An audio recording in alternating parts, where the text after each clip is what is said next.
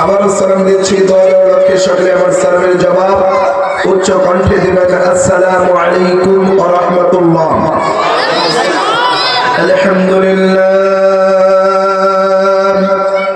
আলহামদুলিল্লাহি রাব্বিল আলামিন আসসালাতু ওয়াসসালামু আলা সাইয়্যিদিল আমবিয়া'i ওয়াল মুরসালিন ওয়া আলা আলিহি ওয়া আসহাবিহি আজমাইন। আম্মা বা'দু ফাকাদ ক্বালা আল্লাহু তাআলা ফি কালামিহিল মাজিদ ওয়াল ফুরকানিহিল হামিদ। আল্লাহর দেওয়া জবান শ্রী সকলে আমার সাথে পড়ুন আউযু বিল্লাহি মিনাশ শাইতানির রাজীম। বিসমিল্লাহির রাহমানির রাহিম। أحسب الناس أن يتركوا أن يقولوا آمنا وهم لا يفتنون. صدق الله العظيم. وقال رسول الله صلى الله عليه وسلم الدنيا سجن المؤمن وجنات الكافر. أو مقام قال عليه الصلاة والسلام إن الله وملائكته يصلون على النبي يا أيها الذين آمنوا صلوا عليه وسلموا تسليما. درد اللهم سيدنا مولانا محمد وعلى سيدنا مولانا رسول আমার ভালোবাসা রসুল আমার ভালোবাসা রসুল আমার প্রেম বিরহের মূল আলোচনা রসুল আমার কাজে কর্মে অনুপ্রেরণা। যখন দারুণ দুঃখ নামে আমার হৃদয় জুড়ে তখন শুধু তাই শুধুই জুড়াই যে সান্ত্বনা। রসুল আমার কাজে করবে অনুপ্রেরণা। আল্লাহুম্মা সাইয়্যিদিনা মাওলানা ওয়া আলা আলিহি মাওলানা। আরবের পরিমত গানগুরি যেথায় মা আমিনার ঘর আল্লাহর করুণায় নবীর তুলনায় কাউসার ঝরছে বারংবার বালাগাল উলাবি كشفت الدجى بجماله حسنت جميع خصاله صلوا عليه وآله لا إله لا إله। আপনারা একটু সামনে আসেন, আপনারা একটু সামনের দিকে আগে আসেন। লা ইলাহা আসেন ভাই, একটু সামনে আসেন। লা ইলাহা লা ইলাহা লা ইলাহা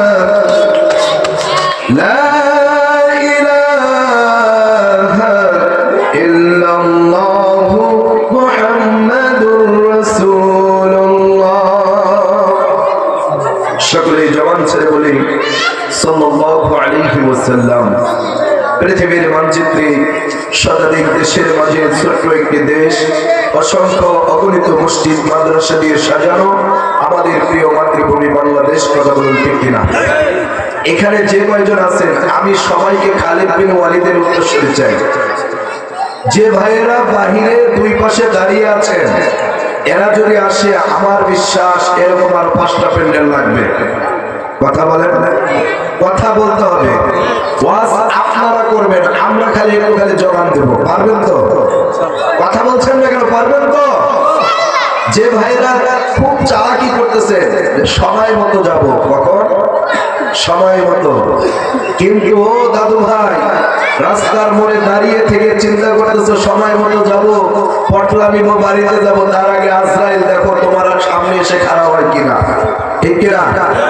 আজরাইল যদি এসে খারাপ হয় এখানে এসে গুনাহমাফ করাইতে পারবে?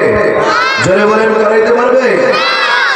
সেই উত্তরবঙ্গের ঐতিহ্যবাহী জেলা লালমনিরহাট জেলার আমদাদিন পাটগ্রাম উপজেলা গরুপাড়া দারুস সোফা মহিলা মাদ্রাসা ও কিন্ডারগার্টেনের উপলক্ষে আজকের এই বিশাল ওয়াজ ও দোয়ার মাহফিল। আজকের মাহফিলের প্রধান অতিথি, বিশেষ অতিথি মেহমানবৃন্দগণ, আল্লাহ পাক সকলকে কোরআনের জন্য, ইসলামের জন্য কবুল করুক, আমরা সকলে বলি আমিন। আজকের মাহফিলের সম্মানিত সভাপতি যাকে আল্লাহ রাব্বুল আলামিন এই মহৎ জলসার সভাপতি হিসেবে আখ্যায়িত এবং কবুল করেছেন, ভাই আমার পাশে বসে আছেন। আল্লাহ সুবহানাহু ওয়া তাআলা ভাইয়ের এই খিদমতকে দ্বীনের জন্য, ইসলামের জন্য, কোরআনের জন্য, আলেম ওলামার জন্য, মসজিদ মাদ্রাসার জন্য আল্লাহ রাব্বুল আলামিন যেন কবুল করেন, আমরা সকলে বলি আমিন। আজকের মাহফিলে প্রধান মেহমান, বিশেষ মেহমান বৃন্দগণ আমার পূর্বে অত্যন্ত আলোচনা রেখে আপনাদেরকে ধন্য করেছেন। সকল উলামায়ে কেরাম সকলের কণ্ঠকে জাতির জন্য, ইসলামের জন্য কবুল করুন, আমরা সকলে বলি আমিন।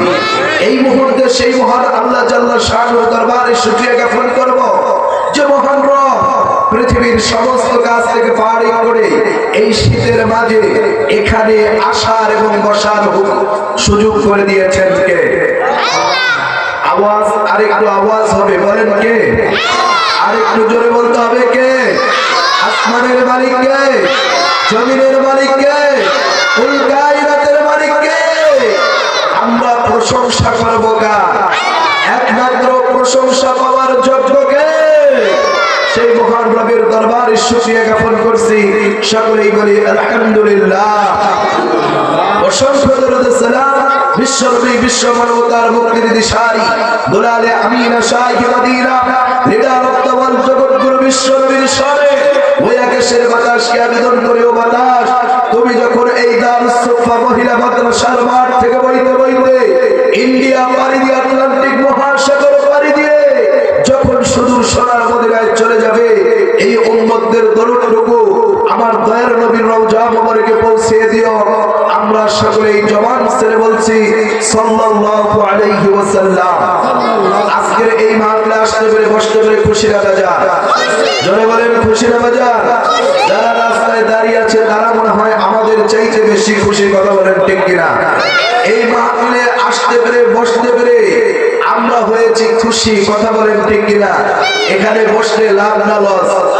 জোরে বলতে হবে। লাভ দিবেন কে? আল্লাহ রাব্বুল আলামিন বলেন, ওয়া ইযা কুরিয়াল কুরআনু ফাসতামিউ লাহু ওয়া আনসিতু লাআল্লাকুম তুরহামুন। আল্লাহ রাব্বুল আলামিন বলেন, বান্দা যেই জায়গার মধ্যে কুরআনুল কারীমের তেলাওয়াত করা হয়, যেই জায়গার মধ্যে আল্লাহ সুবহানাহু ওয়া তাআলার বরকতের কথা বলা হয়, ও বান্দা পৃথিবীর সমস্ত কাজ থেকে ফারিগ হয়ে কোরআন শোনার জন্য, কোরআন বোঝার জন্য, কোরআন মাফিক জিন্দেগি পরিচালনা করার জন্য পৃথিবীর সমস্ত কাজ থেকে ফারিগ হয়ে কোরআনের মজলিসে বসে যাও, এই হুকুম দিলেন কে? আরেকটু জবান ছাড়তে হবে কে? আমার দিনী ভাইরা, আল্লাহ রাব্বুল আলামিন নামাজ পড়ার হুকুম দিয়েছেন, রোজা রাখার হুকুম দিয়েছেন, ইসলামী আন্দোলন করার হুকুম দিয়েছেন, কোরআনের দল করার হুকুম দিয়েছেন, এগুলো যেরকম ফরজ করে দিয়েছেন কোরআনের মজলিসে বসাটাও আমার আল্লাহ ফরজ করে দিয়েছেন। কথা বলেন ঠিক কিনা? আপনার আমার নবী কামলিওয়ালা রাহমাতাল লিল আলামিন বলেন, ও আমার সাহাবীরা তোমরা শোনো, যেই জায়গার মধ্যে কোরআনুল কারীমের তেলাওয়াত করা হয়, আলোচনা করা হয়, ওই জায়গাটা পৃথিবীর কোনো মাঠ থাকে না, পৃথিবীর কোনো ঘাট থাকে না, ওই জায়গাটা কেবলমাত্র আল্লাহ সুবহানাহু ওয়া তাআলা কোরআনুল কারীমের বরকতে এই জায়গাকে রিয়াজুল জান্নাহ, জান্নাতের বাগিচা হিসেবে কবুল করে। জোরে বলুন সুবহানাল্লাহ। আরেকটা আওয়াজ দিয়ে বলুন আল্লাহু আকবার।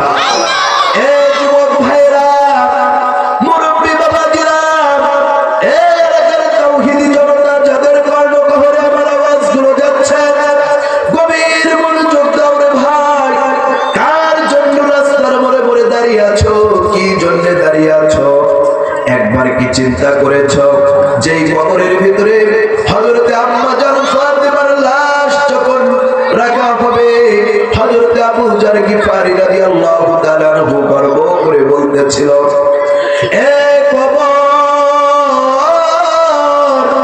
তুমি কি জানো তোমার ভিতরে কাকে রাখা হচ্ছে? তিনি হচ্ছেন জান্নাতের সমস্ত মহিলাদের সরদার। এ কবর রাহমাতাল লিল আলামিন নবী মুহাম্মদের কন্যা। এ কবর সমস্ত জান্নাতি যুবকদের সরদারের মা। এ কবর তার সাথে কখনোই বেয়াদবি করিও না। কবর জবাব দিয়েছিল, হে আবু জার গিফারি, আমল করেছো তাহলে তোমার এই কথা আমি মানব।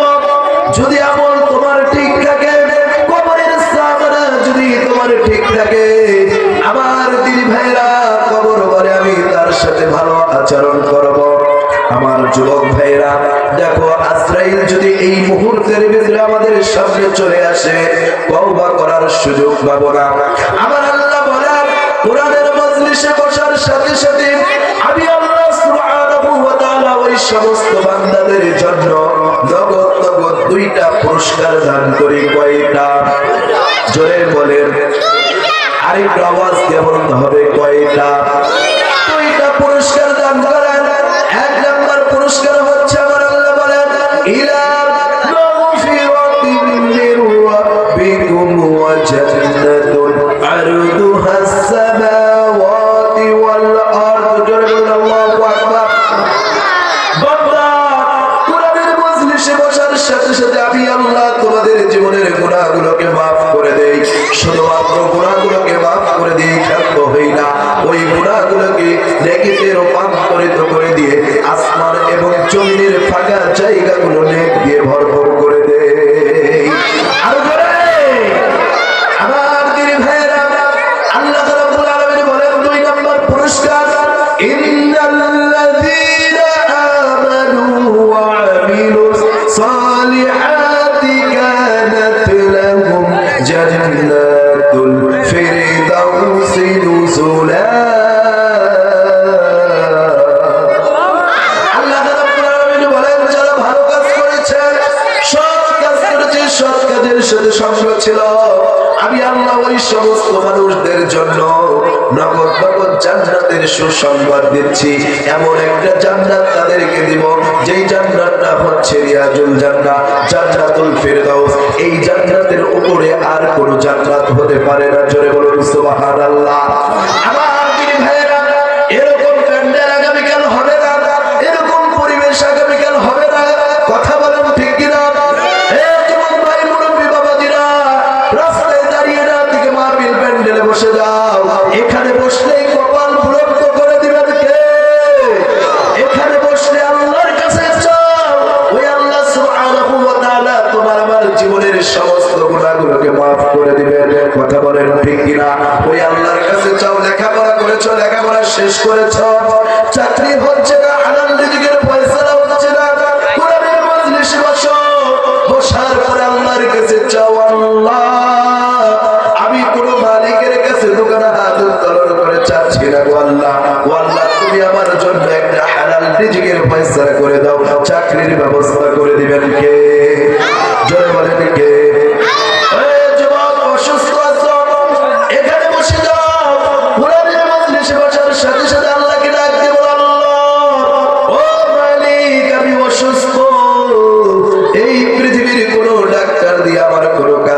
বলছেন আল্লাহ তুমি তো মাওলা, তুমি তো ডাক্তারের ডাক্তার, তুমি তো হাকিমের হাকিম।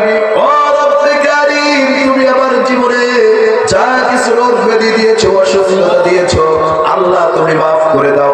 দিতে পারবে কি পারবে না? পারে কি পারে না? মনে হয় আল্লাহ বুড়া হয়ে গেছে, নাউজুবিল্লাহ বলেন, এরকম চিন্তাধারা আছে। আমার দিনী ভাইয়েরা, আমরা গত 16 বছর বাংলাদেশে মনে করেছিলাম আল্লাহ বুঝি আমাদের কথা শুনে না, কথা বলেন ঠিক কিনা? কিন্তু এমন একটা সময় আসলো আল্লাহ বলে আমি ধরি না, যখন ধরবো ইঁদুরের গর্ত পালানোর জন্য খুঁজে পাবা না। আমার দিনী ভাইয়েরা দুপুরের খানাটাও তারা খাইতে পারে নাই, এমনকি এলাকায় ঢুকতেও পারতেছে না। ও আমার দিনী ভাইয়েরা, আল্লাহ বলে আমি সব করতে পারি। আগেও যেমন ছিলাম বদরের মাঠে, আমি এখনো তেমন আছি, ভবিষ্যতেও তেমন থাকবো, হাসরের ময়দানেও আমি আল্লাহ তেমনই থাকবো। আমার উপরে আর কোনো ক্ষমতা চলবে না, কথা বলেন ঠিক কিনা? আল্লাহ রাব্বুল আলামিন বলেন তাবারাকাল্লাযী বিয়াদিহিল মুলকু ওয়া হুয়া আলা কুল্লি শাইইন কাদির। আল্লাহ রাব্বুল আলামিন বলেন এই জগতের নবমণ্ডল ভূমণ্ডল যাই আছে না কেন সব কিছুর মাঝে কেবলমাত্র আমি আল্লাহ সুবহানাহু ওয়া তাআলার ক্ষমতা চলে, আমার বাইরে আর কারো ক্ষমতা চলে, আল্লাহর বাইরে কারো ক্ষমতা চলে। আল্লাহ বলেন বান্দা কুলিল্লাহুম্মা মালিকাল মুলকি তুতিল মুলকা মান তাশাউ ওয়া তানজিউল মুলকা মিম্মান তাশাউ ওয়া তুইজ্জু মান তাশাউ ওয়া তুযিল্লু মান তাশাউ বিয়াদিকাল খায়র। আল্লাহ রাব্বুল আলামিন বলেন বান্দা সব কিছুর মাঝে কেবলমাত্র আমি আল্লাহ, আমি চাইলে ফকিরকে বাদশা বানাইয়া দিতে পারি, বাদশাকে চাইলে আমি ফকির বানাইয়া দিতে পারি, যার ক্ষমতা আছে তাকব্বরি করে চাইলে আমি তারে গলা দিতে পারি, আবার চাইলে এমন মানুষকে আমি এমন জায়গায় দাঁড় করাইয়া দিতে পারি যাকে আমি আল্লাহ সম্মানিত করে দিব। তামাম পৃথিবীর মানুষ তার কথা শুনবে, তাকে সম্মান করবে। এটা আল্লাহ পারে কি পারে না? জোরে বলেন পারে কি পারে না? আল্লাহ কিন্তু সব কিছু করতে পারে, কথা বলেন ঠিক কিনা? আল্লাহর জান্নাতের ভিতরে কোনো মানুষ সবাই আসতে পারবে না, কথা বলেন ঠিক কিনা? এই জান্নাতের ভিতরে সব মানুষ আসতে পারবে না। এই কুলপাড়া এই এলাকার ভিতরে, বাংলার বাজার এলাকার ভিতরে অনেক মানুষ আছে, কিন্তু দূর থেকে তারা গুলি মারবে, কিন্তু এই প্যান্ডেলে বসার ভাগ্য তাদের হবে? জোরে বলেন প্যান্ডেলে বসার ভাগ্য হবে? হবে না, কথা বলেন ঠিক কিনা? কিন্তু আমরা এখানে যারা আছি আল্লাহর বইয়ের ভাষ্য অনুযায়ী আল্লাহর জান্নাতের ভিতরে আছি, কথা বলেন ঠিক কিনা? তাহলে জান্নাতি লোকের পাওয়ার আছে না নাই? এই কথা বলেন আছে না নাই? আমার দিনী ভাইরা, যারা জান্নাতি লোকের পাওয়ার যদি থাকে একটা তাকবীর হবে, এই তাকবীরের ভিতর দিয়ে প্রমাণ হতে হবে যে না খালিদ বিন ওয়ালিদের উত্তরসূরি আছে, কথা বলেন ঠিক কিনা? এখানে একজন যুবক চাই একটা তাকবীর লাগা, যেই তাকবীরের ভিতর দিয়ে আশেপাশের যুবকদেরকে বুঝিয়ে দিতে হবে পেট্রোলের ছোট হলেও লোক বসে আছে, কথা বলেন ঠিক কিনা? কে আছে একটা তাকবীর লাগা দেখি?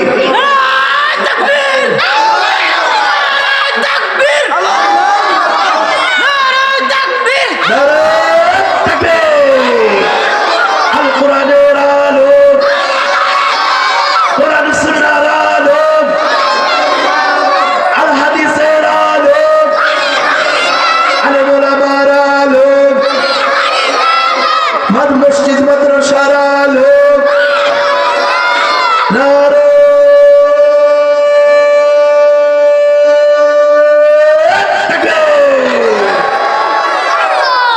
মন খারাপ করছে?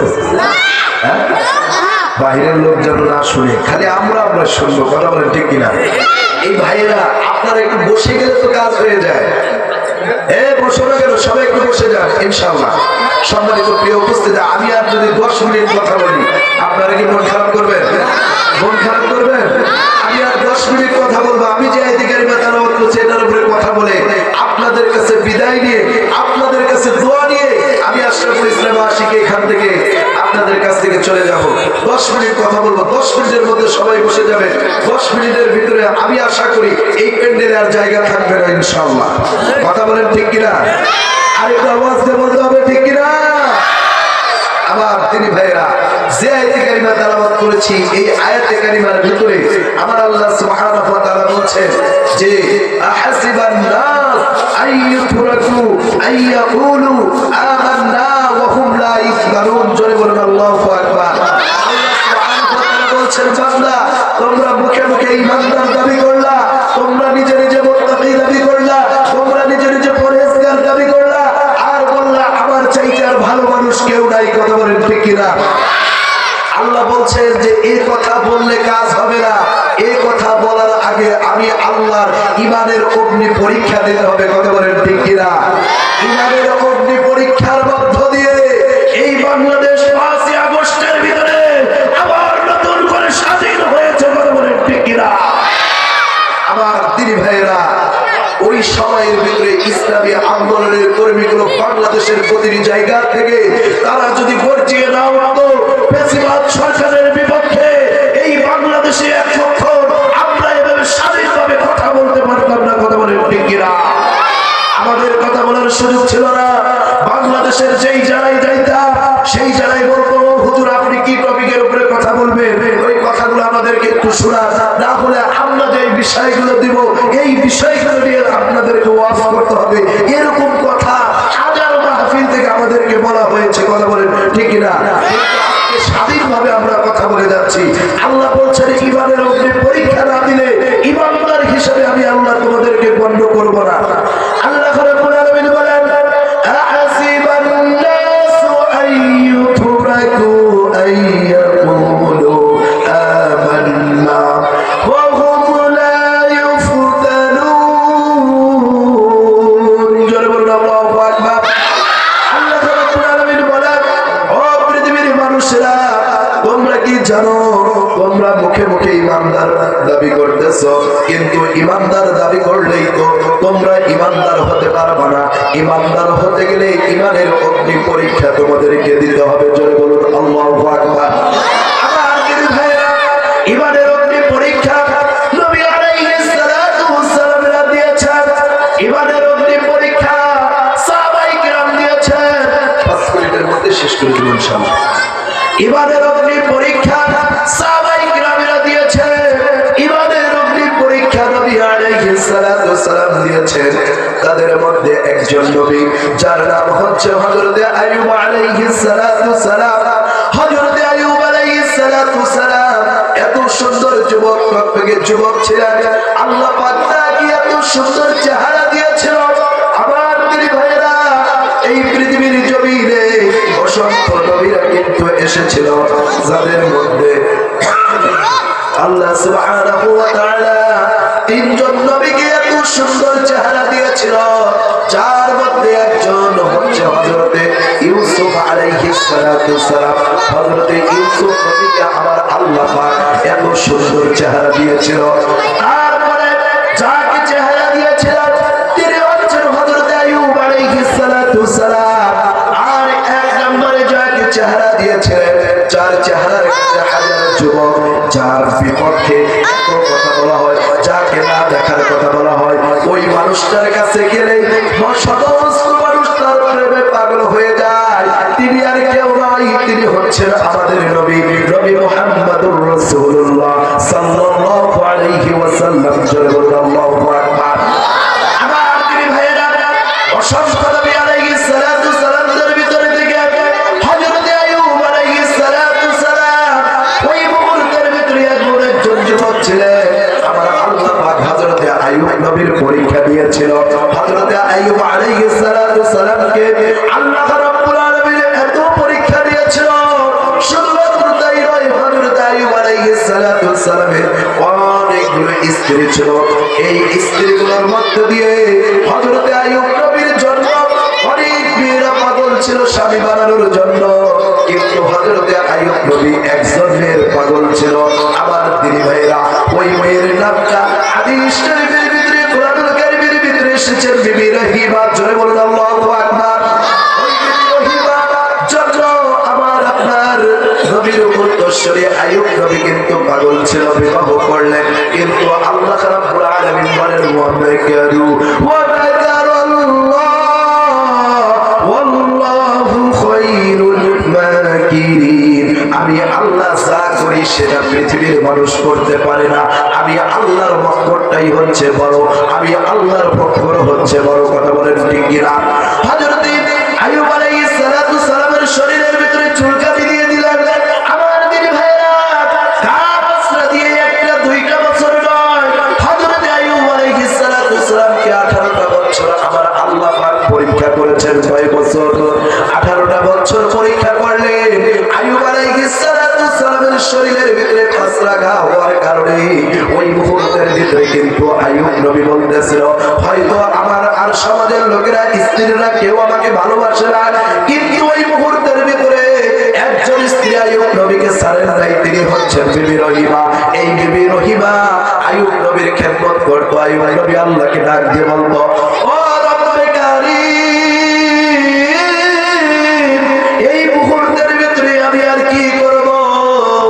আপনি আমার শরীরের ভিতরে যে ঘা কাসরা দিয়েছেন, হয়তো আর একটু পরে আমার জিহ্বায় চলে আসবে, আমার শরীর খায়ানো কোনো সমস্যা নাই, কিন্তু আমার জিহ্বায় যেন আমার আল্লাহর নামটাই যেন আমি জপতে পারি। জোরে বলুন সুবহানাল্লাহ।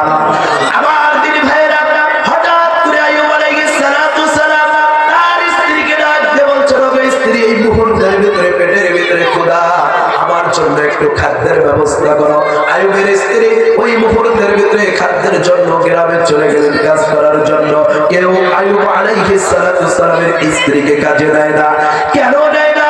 ওই মুহূর্তের ভিতরে বলছেন, তোমার স্বামীর শরীরের ভিতরে পচা ঘাট, তুমি তার খেদমত করো, তোমার এই হাত দিয়ে আমাদের আসবাবপত্রের ভিতরে নাড়লে ওই আসবাবপত্রগুলো নোংরা হয়ে যাবে। জোরে বলুন আল্লাহু আকবার। আরেকটু জোরে বলুন আল্লাহু আকবার।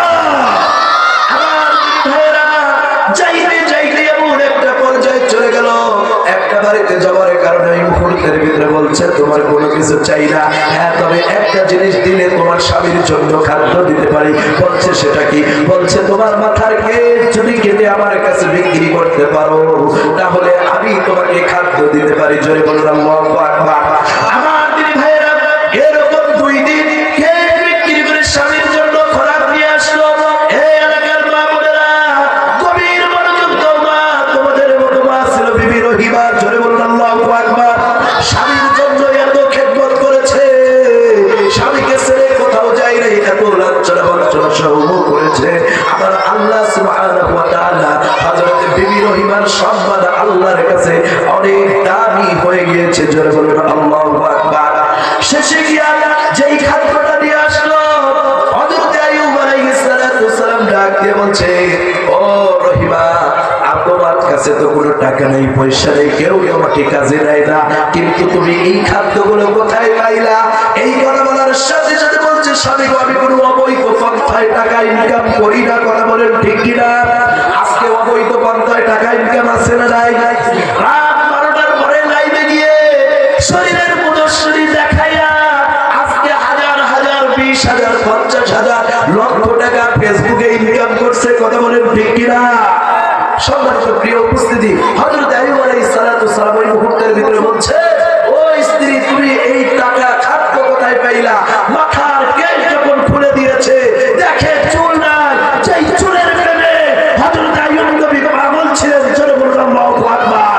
ওই চুল দেখে আইয়ুব নবী বিবাহ করেছিলেন। কিন্তু আমার দিনী ভাইরা, হযরত আইয়ুব নবী ডাক দিয়ে বলছেন, আল্লাহ, আপনার কি লজ্জা লাগে না?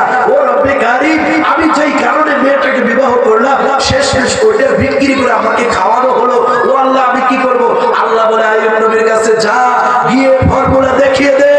দেখিয়ে দেওয়ার সাথে সাথে হযরত আইয়ুব নবীকে আল্লাহ পাক ভালো করে দিবেন।